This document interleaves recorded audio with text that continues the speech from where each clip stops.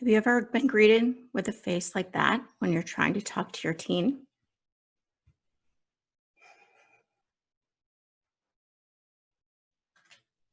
I'm guessing probably yes. It's a fairly common response. I, as because I mentor teens, I've encountered that expression quite a few times. In fact, fairly recently, I had a new client and he got on the phone on Zoom, and that's exactly how I was greeted.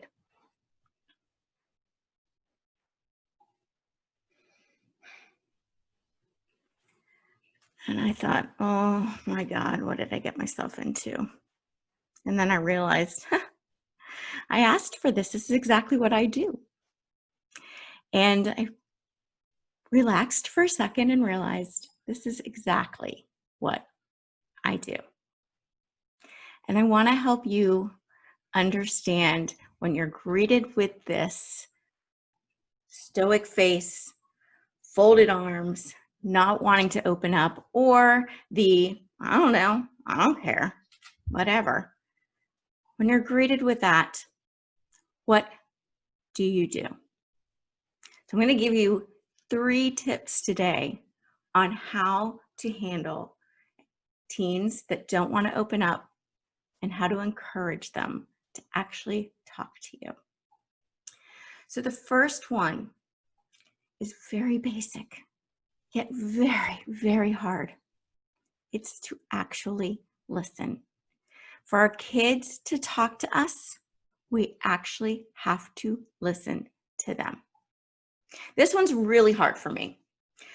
Growing up, and to this day, my family teases me because I'm the one that's always talking. And they're all fairly quiet. They're not big talkers. And they all blame me because I was always talking. I was monopolizing the conversation. But I felt like it was my job to keep the conversation going. If I was quiet, it was quiet. Now, they wanted it quiet. I didn't get that because I don't feel comfortable with the quiet. I like to talk. I like conversation. So I always felt it was up to me to keep the conversation going. And so I always talked. As parents, we get into this mode as well. When we ask our kids questions or we try to start a conversation and they don't talk, what do? We try to fill in the gaps. We try to talk for them. We keep asking more and more questions, and we keep talking.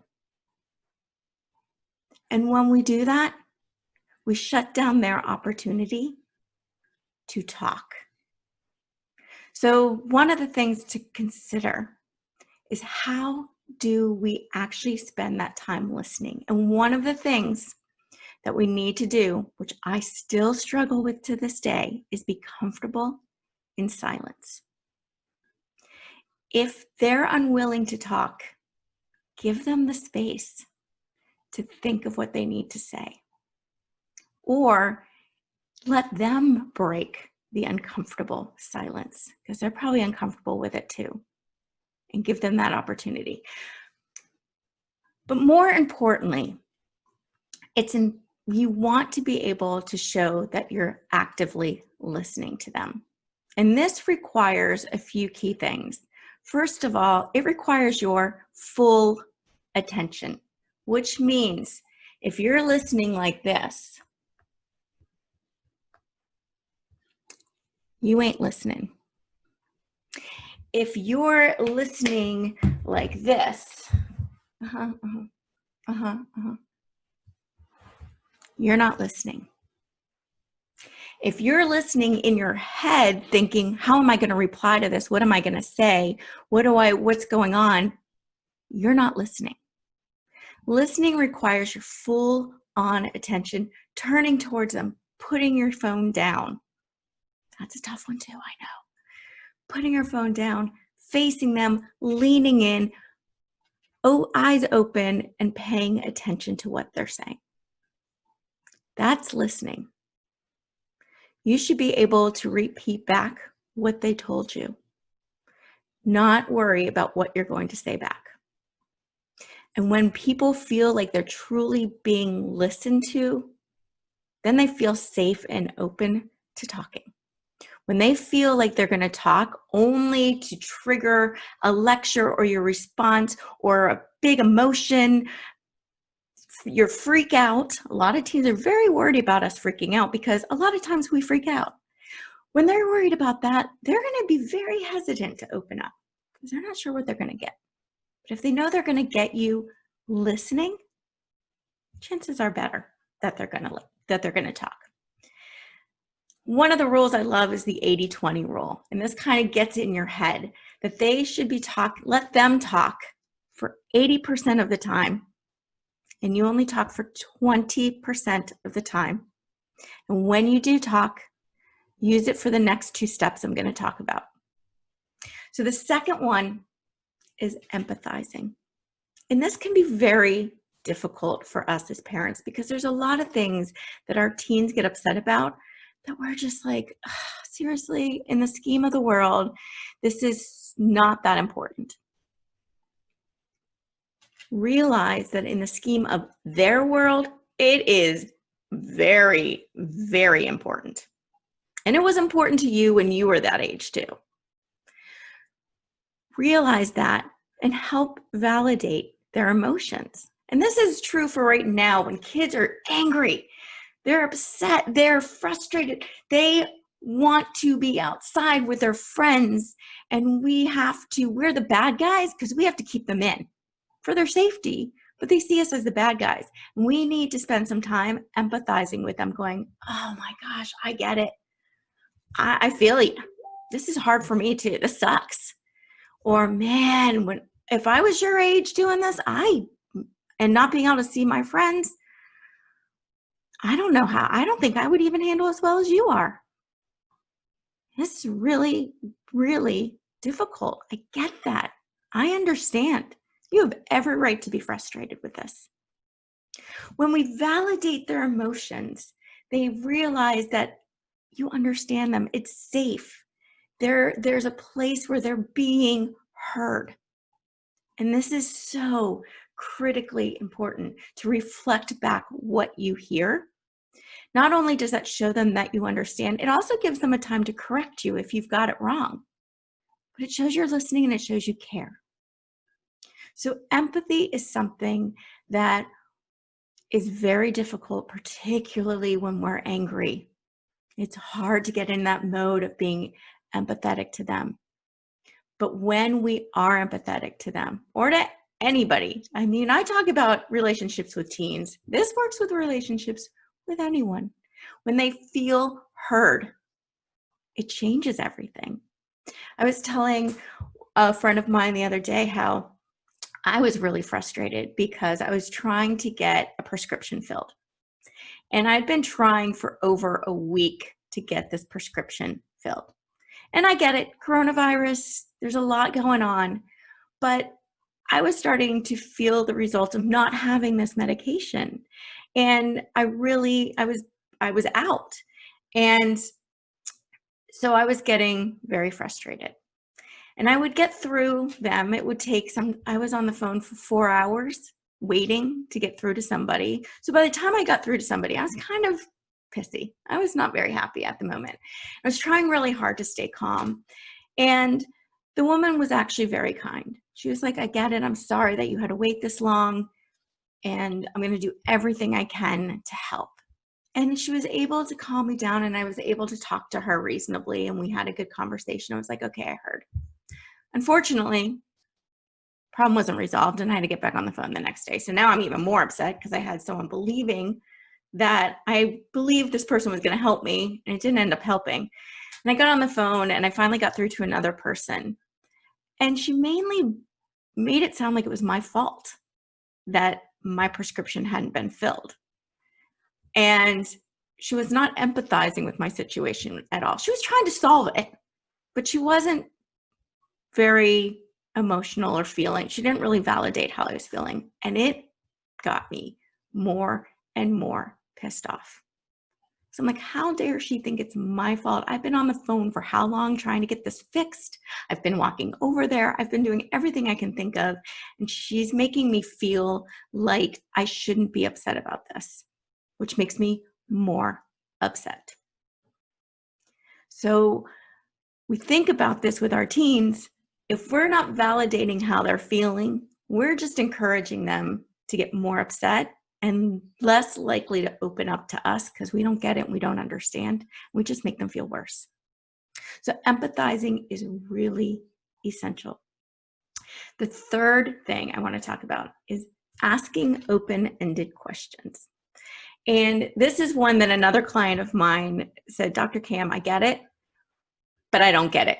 I hear people all the time say, ask open-ended questions, ask open-ended questions. What does that mean and how do you do it?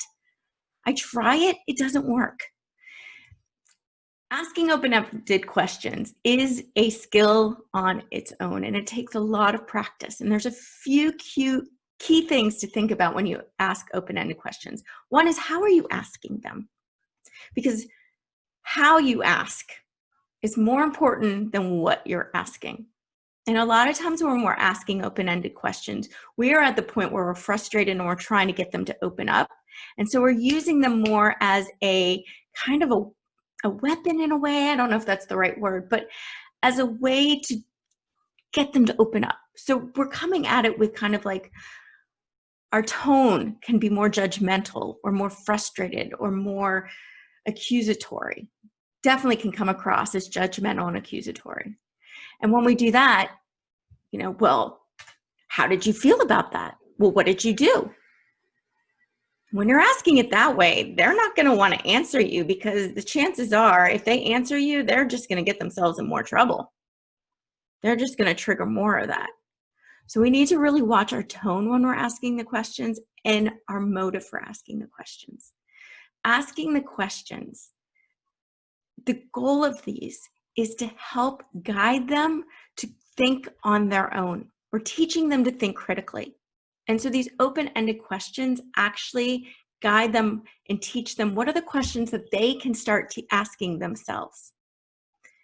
And our motive is also to understand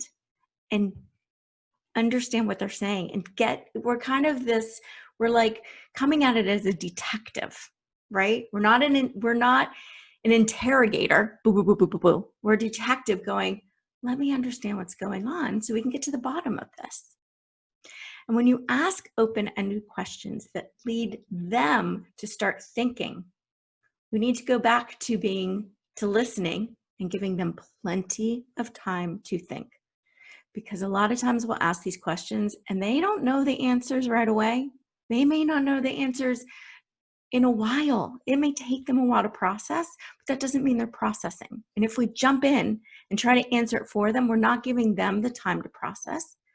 And we're showing them that we don't trust that they're going to be able to come up with the answer.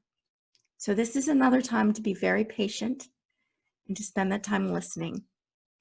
I'm going to give you 3 really great open-ended questions to ask.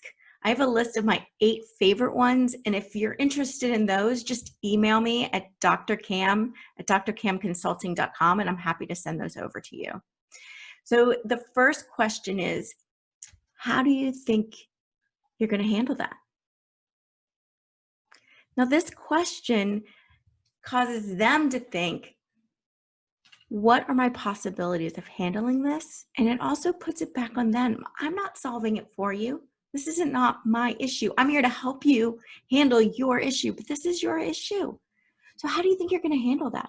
And ask in an inquisitive, kind way, like, I'm curious. How are you going to handle that?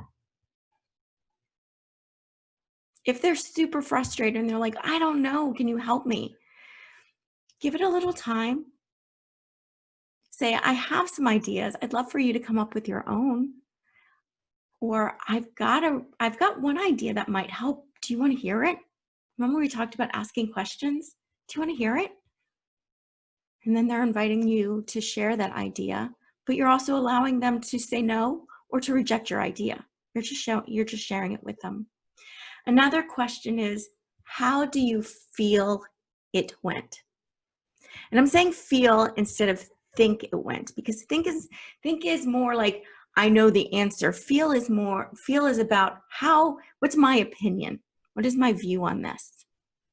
And then we start having them think internally and being able to validate or evaluate what happened so that they can learn, how did it go the way they wanted to? And if not, that opens up the question of, well, what can you do different next time to get what you wanted?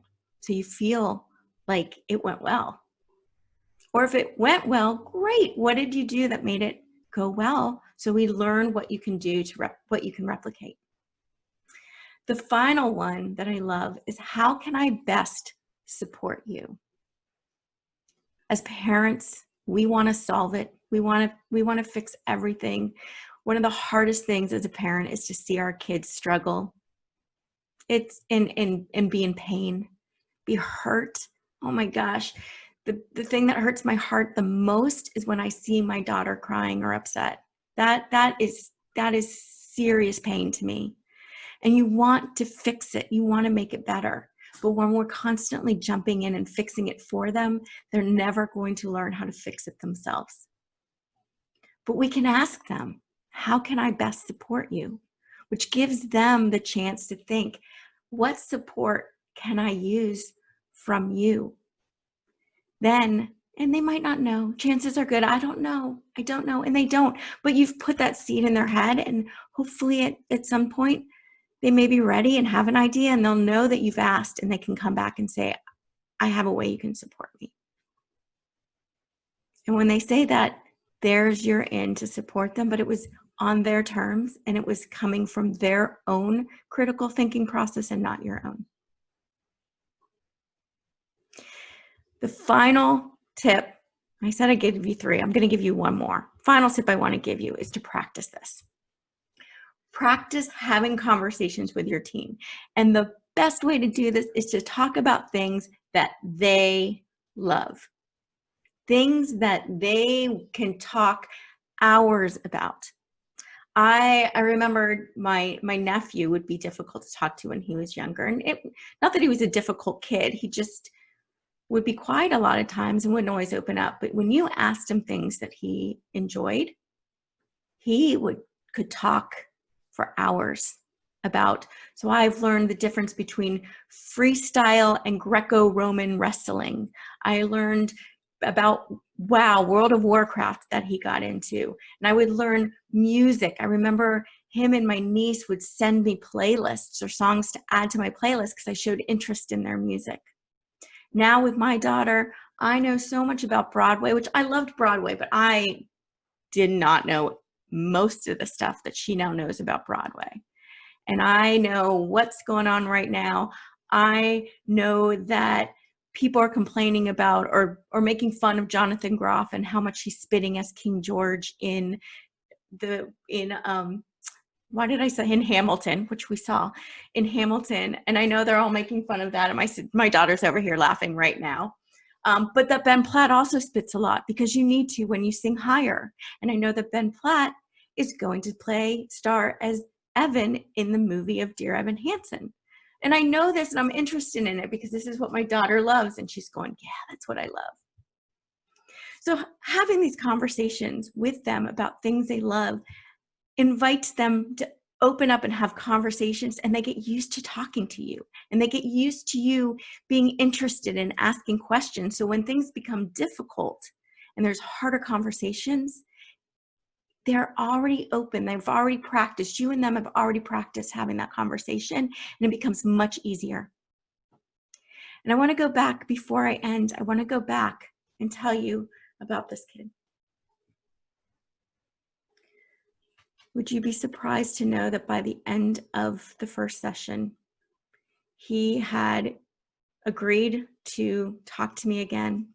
And when we got on the phone the second time, he was full on camera, opened up and talking, because I had spent the first session empathizing with him, asking him kind of open-ended questions, and telling him I was trying to understand where he was coming from so I could help him. So that's what we're talking about today, I'm going to go through the 4 things real quick. Listen, empathize, ask open-ended questions. And again, if you want my list of 8 open-ended questions, you can email me at drcam@drcamconsulting.com. And the 4th one is to practice, and you'll be amazed at some cool things you're going to be able to learn from your team. I will see you tomorrow at 9:30.